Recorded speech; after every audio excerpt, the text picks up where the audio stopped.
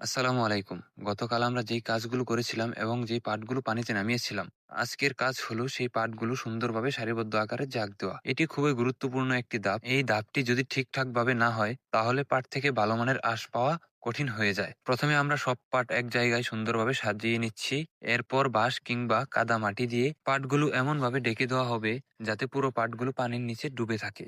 এভাবে সাধারণত ১০ থেকে ১২ দিন পানির নিচে রাখা হয়। এই ১০ থেকে ১২ দিনের মধ্যে পাটগুলো ধীরে ধীরে পচে যায়। ঠিকঠাকভাবে জাগ দেওয়া হলে পাট থেকে খুব সুন্দর আঁশ ছাড়ানো যায় এবং যেই কারণে পাটের রং সুন্দর হয়। বাজারে ভালো মানের দাম পাওয়া যায়। আলহামদুলিল্লাহ, আজ আমরা সেই কাজগুলাই করছি।